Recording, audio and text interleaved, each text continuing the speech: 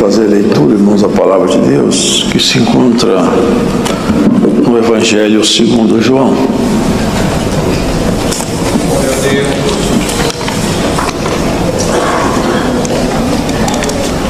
No capítulo 18 desse Evangelho.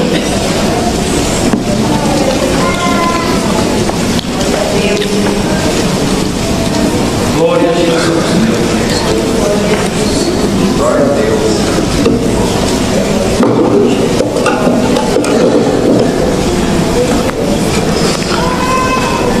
Tendo Jesus dito isto, saiu com seus discípulos para além do ribeiro de Cedron, onde havia um horto, no qual ele entrou e seus discípulos.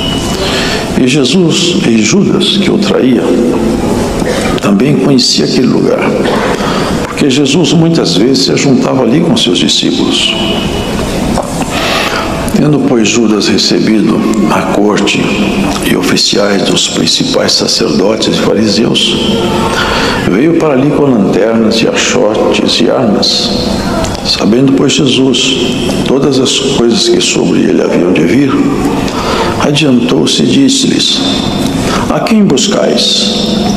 Responderam-lhe: A Jesus Nazareno. Disse-lhes Jesus: Sou eu. E Judas, que o traía, estava também com eles. Quando, pois, lhes disse: Sou eu, recuaram e caíram por terra. Tornou-lhes, pois, a perguntar: A quem buscais? E eles disseram: A Jesus Nazareno. Jesus respondeu: Já vos disse que sou eu. Se, pois, me buscais a mim, deixai ir estes, para que se cumprisse a palavra que tinha dito: Dos que me deste, nenhum deles perdi. Então Simão Pedro, que tinha espada, desembainhou-a e feriu o servo do sumo sacerdote, cortando-lhe a orelha direita. E o nome do servo era Malco. Mas Jesus disse a Pedro: Mete a tua espada na bainha. Não beberei eu o cálice que o Pai me deu? Então a corte, o tribuno e os servos dos judeus prenderam a Jesus e o manietaram e conduziram-no primeiramente a Anás, por ser sogro de Caifás, que era o sumo sacerdote daquele ano. Ora, Caifás era quem tinha aconselhado aos judeus que convinha que um homem morresse pelo povo. E Simão Pedro e outro discípulo seguiam a Jesus. E esse discípulo era conhecido do sumo sacerdote, e entrou com Jesus na sala do sumo sacerdote. E Pedro estava da parte de fora, à porta. Saiu então outro discípulo que era conhecido do sumo sacerdote e falou à porteira, levando Pedro para dentro. Então a porteira disse a Pedro: Não és tu também dos discípulos deste homem? Disse ele: Não sou. Ora, estavam ali os servos e os criados que tinham feito brasas e se aquentavam porque fazia frio. E com eles estava Pedro, aquentando-se também. E o sumo sacerdote interrogou Jesus acerca de seus discípulos e da sua doutrina. Jesus lhe respondeu: Eu falei abertamente ao mundo. Eu sempre ensinei na sinagoga e no templo, onde todos os judeus se ajuntam, e nada disse em oculto. Para que me perguntas a mim? Pergunta aos que ouviram o que é que lhes ensinei. Eis que eles sabem o que eu lhes tenho dito.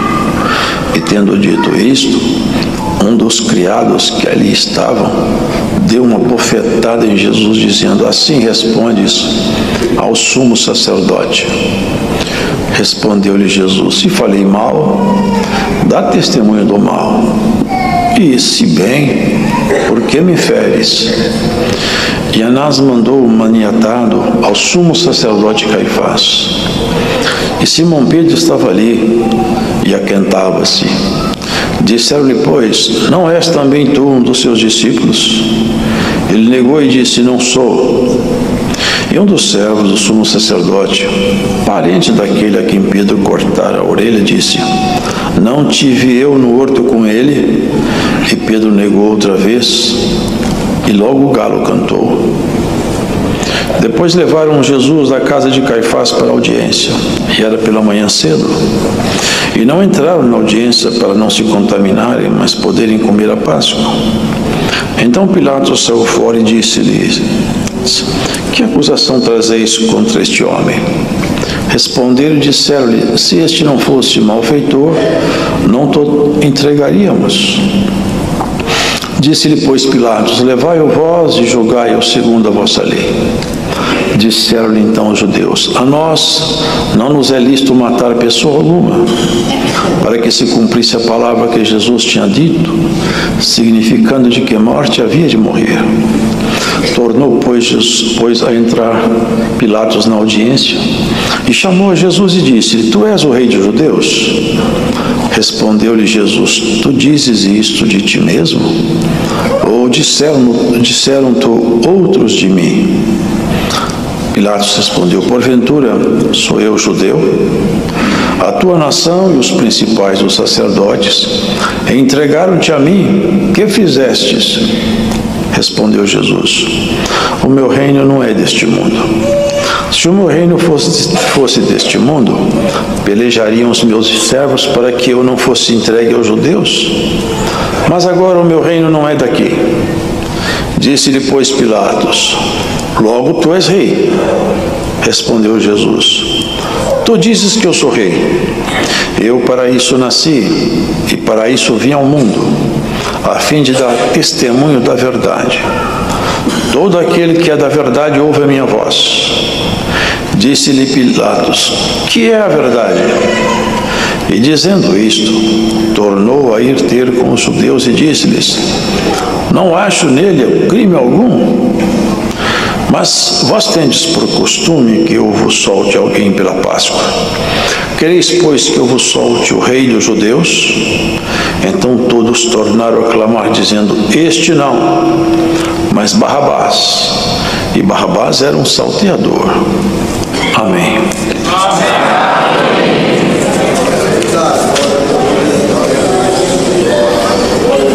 É inacreditável, né, irmãos? Como o ser humano é tão cego, como as coisas acontecem. A gente olhando assim,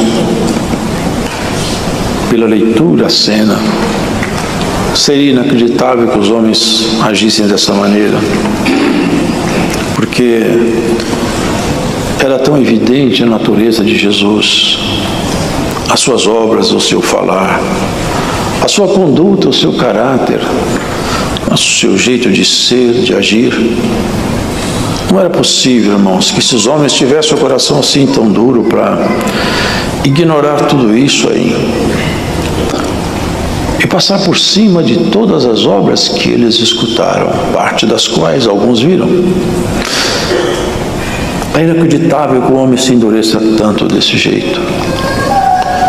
O coração do homem, irmãos, ele quando fica assim endurecido, ele já rejeita tudo. Nada ele aceita mais. É uma terra que, lamentavelmente, vai ser condenada. É uma terra que já não dá mais frutos. É uma terra que não recebe mais plantio. É uma terra fadada ao fogo. É preciso que cada um de nós sempre medite que tipo de terra o nosso coração é. Porque a terra, irmãos, vai se tornando árida aos poucos, e se não correr nela um ribeiro, se não cair uma chuva, e se não descer nela um orvalho, ela seca. E a terra seca já não produz mais nada. E secou-se a terra, que era o coração desse povo. Secou-se de uma tal maneira que o Senhor tinha já anunciado. E aqui nós vimos, irmãos, como as coisas culminaram. Mas o Senhor fez uma parábola com gestos. Ele fazia muitas parábolas expondo um assunto e comparando esse assunto com o outro. Mas certa feita ele fez uma parábola não falando, agindo. Ele chegava em Jerusalém e procurou numa figueira um figo. E ele sabia que não tinha figo, porque ele sabe tudo. Tinha muitas folhas, mas não tinha figo. Ele procurou o fruto e olhava para os discípulos.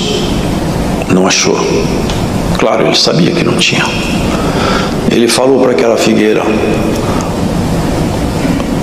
maldita sejas tu, nunca mais nasça fruto de ti. E os discípulos olharam, mas ele estava ensinando alguma coisa que depois eles iam entender. Ele saiu e depois, acho que no outro dia, retornaram e passaram em frente àquela figueira. E a figueira estava seca desde o alto até embaixo, na raiz. E alguém falou: Senhor, aquela figueira que o Senhor amaldiçoou secou-se toda. Aqui, irmãos entendem isso, né? Era a religiosidade, cheia de folha, sem fruto. O cerimonial, todo o ritual, toda a aparência, sem fruto.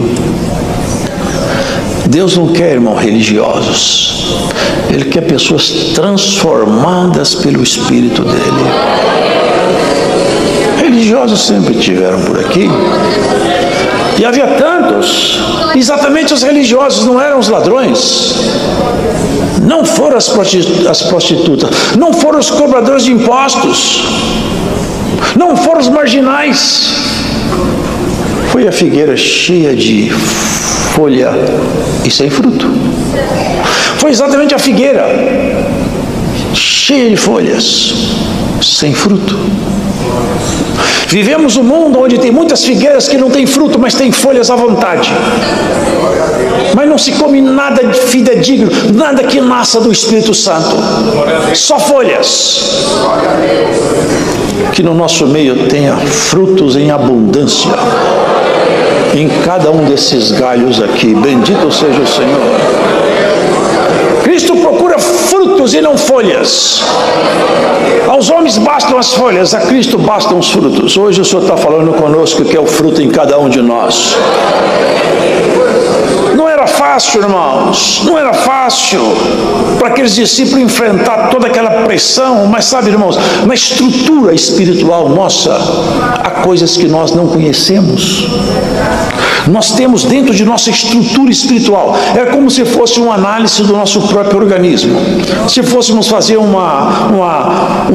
sabe aqueles exames que fazem um fatiamento de todo o corpo, faz uma análise de todo o corpo, olha tudo que tem lá dentro. Tem exames que são assim.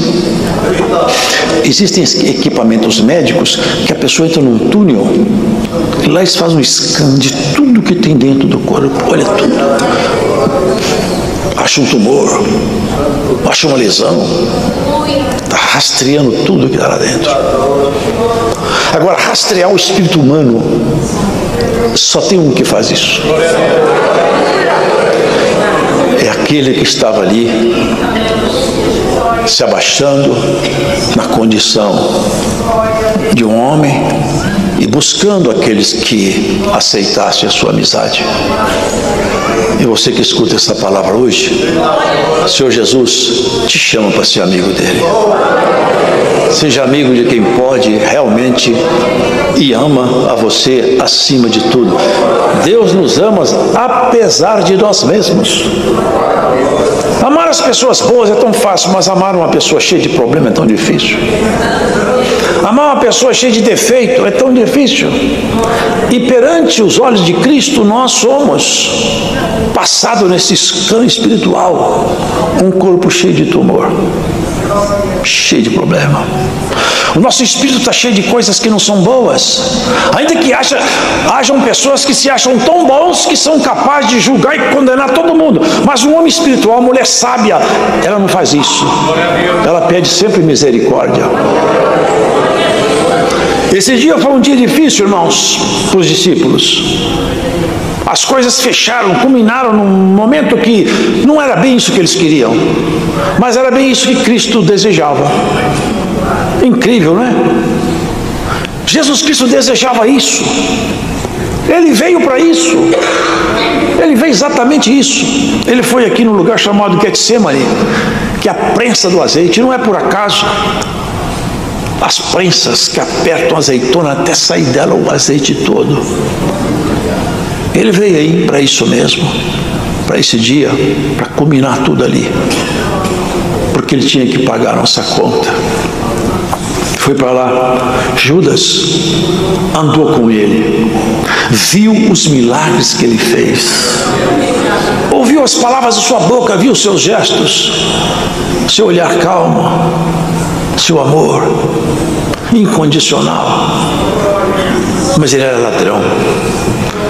Ele, quando fazia alguma coisa, ele fazia visando o seu objetivo, que era o dinheiro. Ele gostava do dinheiro, ele não gostava de Jesus. O assunto dele era material. Jesus ali buscava o coração e buscou dele também, só que ele blindou o coração dele. E Jesus é assim, não força ninguém a nada. Sabe o que ele fala? Eis que eu estou à porta e bato. Se você abrir, eu entro e ceio contigo. Não dá para falar nessa palavra, esse assunto é muito complexo, mas a graça irresistível é uma lenda teológica. Cristo respeita cada ser humano. Ele está na porta, bato, não abro. Eu passo de largo e procuro, e vou procurar quem abre a porta para eu entrar. Hoje, por essa palavra, quem sabe você abre o coração e fala: Senhor Jesus, entra, porque eu ando precisando de ajuda. Eu confesso que eu preciso de ajuda. Judas não quis. Judas não quis. E pior, foi fazer um negócio com Jesus. Foi fazer negócio. Tem muitos fazendo negócio com Jesus até hoje. Foi ganhar dinheiro com Jesus. E há quem ganhe dinheiro com Jesus até hoje. Foi negociar. Quanto vocês acham que vale a vida de Jesus Cristo? De acordo com o pagamento, eu posso mostrar para vocês onde ele está. Se ele fosse um homem tão bonito, né? É o homem mais bonito que tem lá, porque Saul era o mais bonito. É o mais alto e o mais bonito. É só achar Saul. Achava fácil. Ele era mais alto do que todos, mais bonito. Era fácil. Mas Saul era alto, era bonito, mas não tinha caráter. Jesus era feio e tão comum que não dava para achar. Sabe o que o Senhor falou? Aquilo que os homens acham muito elevado, Deus acha muito pequeno.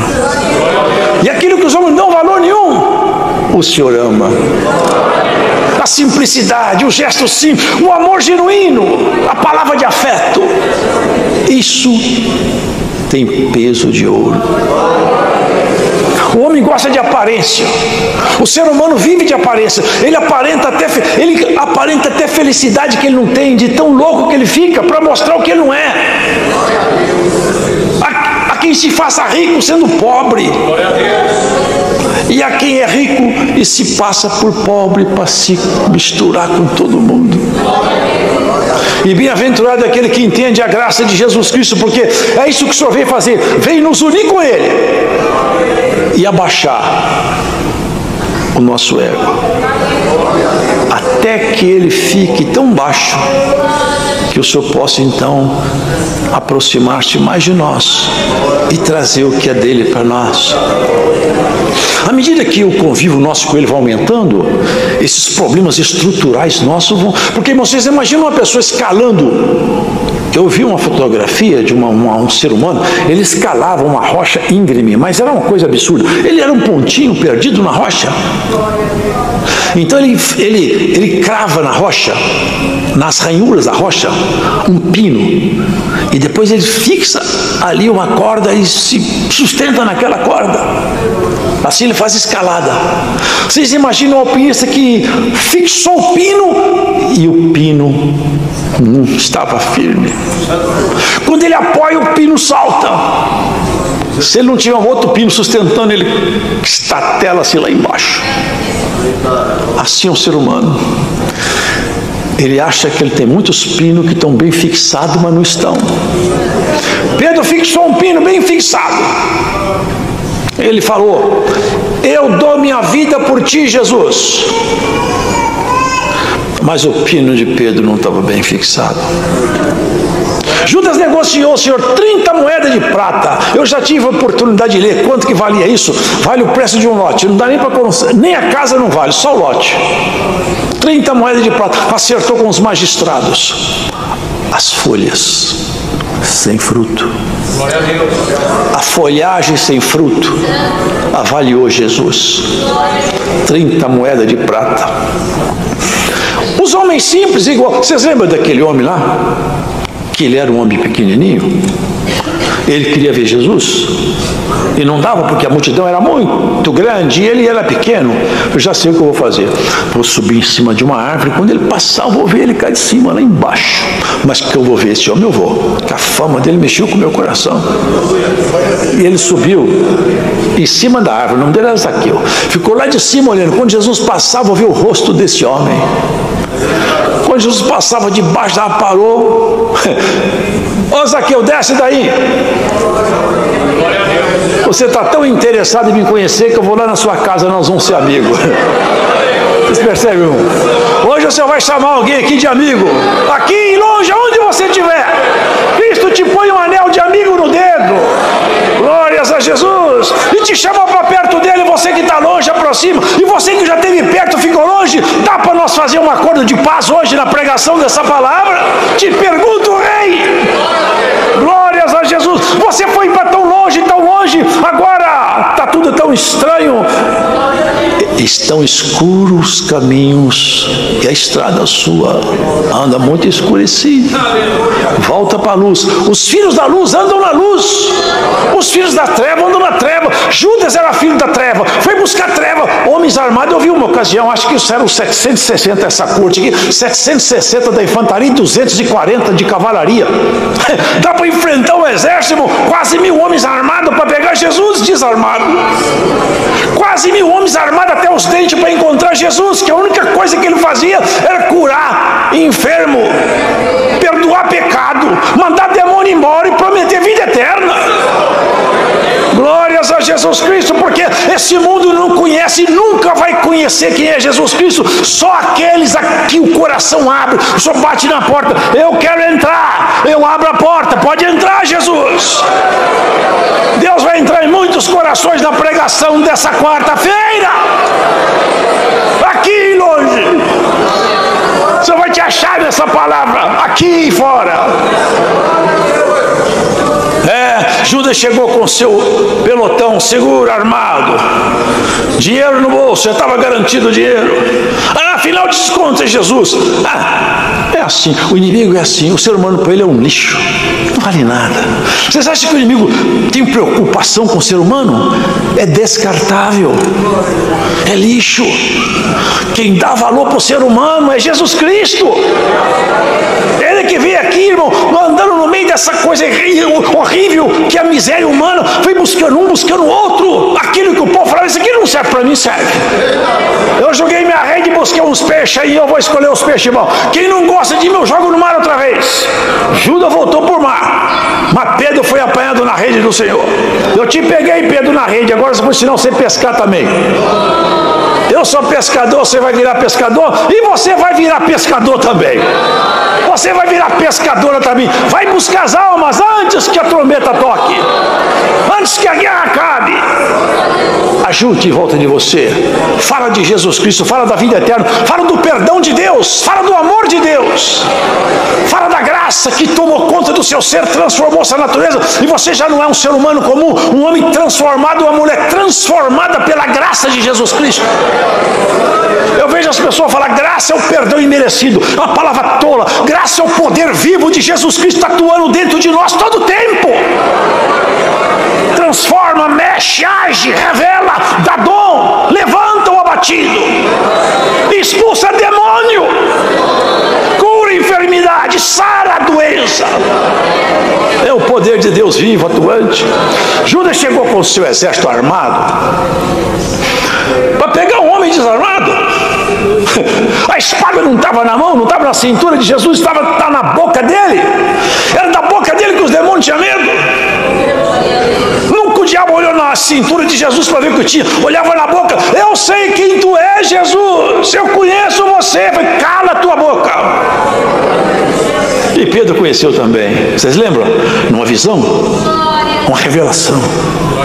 Esse povo que crê em revelação, crê em dom, tudo que o Espírito Santo ministra, esse povo não só crê, mas vivencia. Já desse teve uma busca de dons aqui perto, aqui na Grande BH, São Paulo, aqui, ó. 100 irmãos receberam o dom de evidência de língua. E tem muita gente ensinando que os dons acabaram. É porque não conhece a verdadeira manifestação da graça de Deus. Irmãos, armado. Agora eu acho, irmãos, isso aqui é uma coisa fabulosa. É como que Jesus Cristo, ele é calmo, como ele é humilde. Porque, irmãos, se fosse a gente, eu acho, né? Fosse eu falava, ô Pedro, será possível que você não entendeu nada até agora? Você está com espada na cintura para andar comigo, Pedro? Ô Pedro, por favor, joga essa espada fora. Não dá para você andar comigo com isso aí? Isso é um entulho. Ora, quando Davi foi pegar a armadura de Saul, ele não conseguiu ficar com ela. Deus falou assim, eu não aceito a armadura, eu não aceito essa armadura. Você não vai conseguir ficar dentro dela, Davi. Davi tentou até se ajustar dentro dela, mas com a armadura de Saul, que Saul me deu, não dá. Tira fora. Eu tenho outra armadura. A armadura dele é essa. Eu vou a ti em nome do Senhor dos Exércitos. É nesse nome que você vai vencer, viu, irmão? Pedro estava com espada. E não estava só com espada. Vocês já viram essas brasas que fiz debaixo da cinza? Você olha assim, cinza, está tudo morto. Põe a mão lá dentro, você queima a mão, está cheio de brasa viva. Em cima é cinza, embaixo é brasa. Tem muito de nós, se não for a maioria, e eu me incluo no meio, que tem muitas brasas que não apagaram ainda. Por cima quem olha é só cinza, por baixo o senhor fala, mas tem brasa que eu tenho que apagar ainda. O Senhor Jesus vai apagar a brasa de muita gente ainda, viu? Você não pode morrer com brasa acesa, você vai morrer com essas brasas todas apagadas. Pedro tinha umas brasas acesas, mas não era a brasa do Senhor, era uma brasa que não é boa, é o gênio, é a natureza humana. É aquilo, irmãos, que o homem muitas vezes, sem perceber, carrega consigo, e quando o inimigo encontra oportunidade, aquilo se manifesta para o seu próprio prejuízo e queda. Quando a coisa fechou, e eles falaram, quem é Jesus? Não, antes chegaram, vocês procuram a quem? A Jesus Nazareno. Bom, Jesus Nazareno sou eu. A procura acabou. Eu me antecipo à busca de vocês. Vocês já viram aqui, já leram muitas vezes isso, né? Sabe o que aconteceu com aqueles homens com arma na mão? Com archote? Caíram tudo no chão. Caíram no chão. Deve ter levantado todo mundo confuso, né? Depois que Jesus falou, sou eu, nós caímos no chão. Era a voz dele. Sou eu. Você sabe o que significa isso? Eu sou. Ele falou para Moisés. Qual é o nome teu, Senhor, para me falar para os hebreus? Porque eu não conheço o teu nome. Eles vão me perguntar seu nome, eu não sei. Qual o nome teu para eu falar para eles? Fala para eles assim, ó, eu sou, te enviou. Eu sou. Não é que eu fui, não é que eu serei, eu sempre sou. Eu sempre sou. Ele sempre será na sua vida, irmão. Sempre foi e sempre é. Louvado seja Deus. Sou eu. E aqui vem a diferença do exército da treva e do exército da luz. O exército da treva é assim, só tem interesses em coisas escusas e baixas. O exército da luz mira tudo muito mais alto. Primeira providência do Senhor: se vocês me buscam a mim, deixem meus amigos embora. Vocês perceberam? O assunto daqui para frente é comigo, não é com eles. Eu não preparei eles ainda. Pedro pegou uma espada e cortou a orelha de Malco. O Senhor Jesus calmamente pegou a orelha no chão, colou ela de volta. Mete a tua espada na bainha, Pedro. Que não adiantava Deus tirar a espada da bainha de Pedro, porque a brasa estava acesa debaixo da cinza. Ele pegava outra espada, pegava um pedaço de pau. Não adiantava tirar a espada da cintura. Tinha que apagar a brasa no coração. Vocês estão entendendo essa palavra? Ela precisa apagar a brasa. Irmão, irmã, Cristo vai apagar as brasas que estão debaixo da sua cinza, viu? Tem muita brasa debaixo da cinza sua aí que Cristo vai apagar, se você deixar. Se você participar desse trabalho maravilhoso, que é transformar o ser humano comum num ser humano celestial. A coisa seguiu adiante, irmãos. Não vai dar para ler tudo, porque a hora está passando. Mas olha o que ele fala aqui: dos que eu tive para mim, que Deus me deu, que aceitaram o chamado, eu não perdi nenhum. E eu não vou perder nenhum deles. Deixe meus amigos embora. O caso agora é só comigo. E isso aqui é maravilhoso. Porque, pode ter certeza, quando o mal, quando o exército das trevas forem procurar por você, sabe o que vai acontecer? Eles vão encontrar o seu mestre no seu lugar. Você está procurando por quem? Fala comigo. O assunto dele e dela é comigo. É isso que o Senhor Jesus promete para nós. Essa é a defesa dos crentes, irmão. Maravilhoso. Levaram ele para Anás, que era um sumo sacerdote já sem exercício, era um ex-sumo sacerdote. Mas como ele era sogro de Caifás, essas políticas lá, né? Você levaram ele para Jesus ser entrevistado por ele.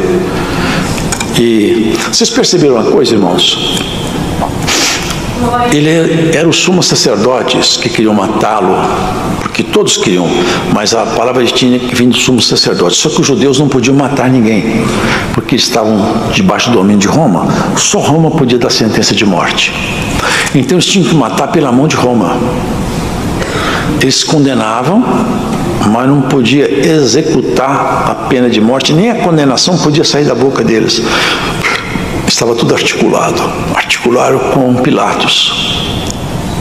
E pegaram Pilatos na fraqueza dele, porque Pilatos gostava do cargo. Então é o seguinte: se tiver rebelião aqui, Pilatos, você perde seu posto. E nós vamos fazer aqui uma rebelião aqui se você não matar Jesus.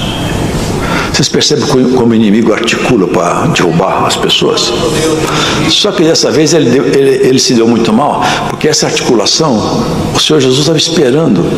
Estava esperando. Assim, tudo isso eu já sei que vai acontecer. Eles estão achando que estão me pegando aqui numa armadilha. Mas sou eu que estou indo na direção da morte, sou eu. A morte não veio na minha direção. Eu estou indo na direção da morte, sabe para quê? Para trazer a vida para a minha igreja. Só tem um jeito da minha igreja ver: eu morri no lugar dela. Armaram tudo. E ele tentou soltar o Senhor Jesus, porque vocês viram que ele percebeu que Jesus Cristo não era um homem comum. Ele percebeu isso claramente. Tentou soltar o Senhor Jesus, mas tem que soltar esse homem, porque eu nunca vi um homem igual a esse, hein? Porque, irmão, eles deram uma bofetada nele. Você já pensou um general toma um tapa na cara? Ele não suporta, não. Mas o próprio Filho de Deus toma um tapa no rosto. Olha o que ele falou: se eu falei alguma coisa má, você deve realmente me castigar mesmo. Mas se eu falei uma verdade, por que você me fere? Olha o jeito dele conversar. Isso desconcerta até o inferno inteiro. Como que pode uma reação assim, um equilíbrio absurdo desse? Isso aqui, ele desestrutura qualquer força de treva, não tem jeito. Como que pode uma reação dessa? E ele estava um sumo sacerdote aqui e outro cá. Um sumo sacerdote segundo a ordem arônica, que era Caifás, e do lado de cá um sumo sacerdote da ordem dos Melquisedeque, superior, imortal. O verbo, no princípio era o verbo se fez carne e habitou entre nós. Vocês já leram isso em Hebreus? Que Jesus Cristo é o sumo sacerdote da ordem dos Melquisedeque. Eram dois sumos sacerdotes se encontrando, um querendo a morte do sumo sacerdote eterno, mas ele estava no corpo de um homem e ele precisava de morrer por nós, mas sem ele saber, ele profetizou. Vocês não sabem que é necessário que um homem morra para que não morra toda uma nação? Ele profetizou. Jesus tem que morrer para não acabar todo mundo. E ali, irmãos, prosseguiu o cerco. Eles começaram a reconhecer, e Pedro foi reconhecido. Eu estou te conhecendo, você estava andando com Jesus Cristo. Eu? De jeito nenhum.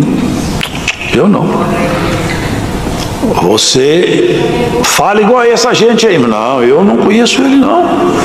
Tem um evangelho que fala que ele falou imprecações. Nunca vi esse homem, hein?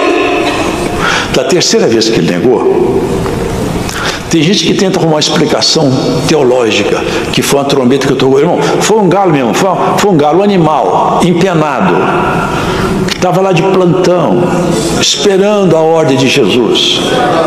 Deus pode pôr um galo de plantão? É claro que ele põe. Ele pôs um peixe de plantão para esperar o anzol de Pedro no mar, você lembra? Ele pôs uma baleia esperando Jonas. Ele põe de plantão até as estrelas do céu. Ele faz o que ele quer. Estava lá o galo. Ele acabou de negar, o galo cantou. Que vergonha. Que vergonha. As brasas acesas ali começaram a apagar. Aqui fala que Pedro saiu para o meio do mato. Foi chorar. Eu não sei o que Pedro falou. Nunca vou saber, mas Pedro deve ter falado: que vergonha que eu tenho de mim, que vergonha que eu tenho de mim. Meu Senhor não merecia isso aí. A minha amizade, eu traí meu amigo, eu traí quanta coisa que eu ouvi dele, eu não podia ter feito isso. A amargura tomou conta do coração de Pedro. Eu não sei quanto tempo, mas foi um bom tempo, até que Jesus agendou um encontro com ele que ele não sabia, lá no mar do Tiberíades, né? Vocês lembram? Isso lá da praia, o senhor gritou assim: ei, vocês têm alguma coisa aqui para comer? Estava lá a noite inteira pescando, não pescava nada. Eles falaram assim: não temos nada, nós pescamos a noite inteira, o mar não tem peixe hoje. Joga a rede da banda direita do barco. Jogaram, encheu tanto de peixe que quase que o barco afundou. Alguém falou assim: eu conheço quem faz isso aí. Só tem um que faz isso aí. É ele, Pedro.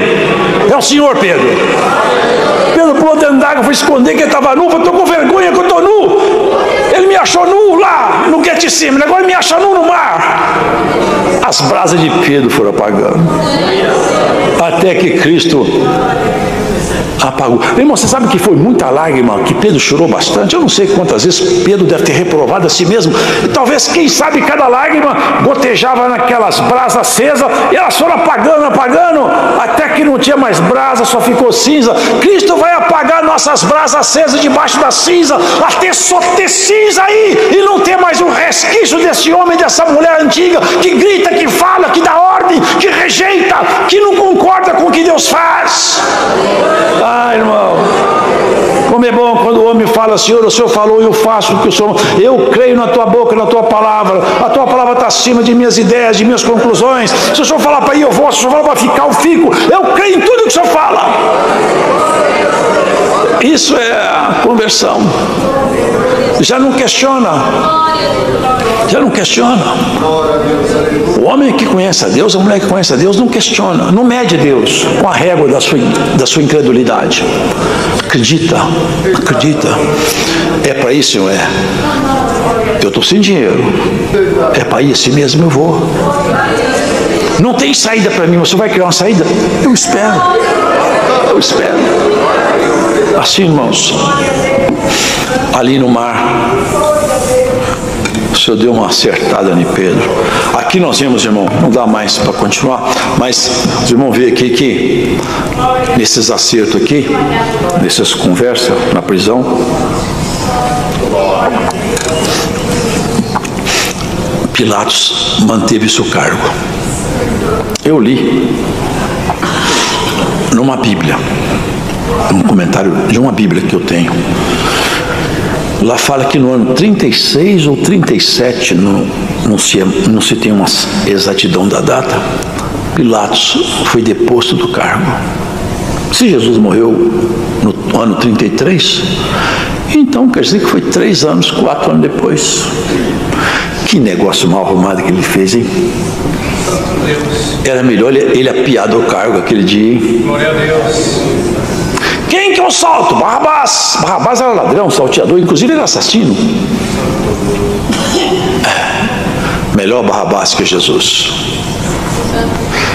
Vocês acham que você, irmão e irmã, não pode passar de desprezo, afronta? Você acha que passar algum desprezo, alguma afronta é extraordinário para você? Não devia ser.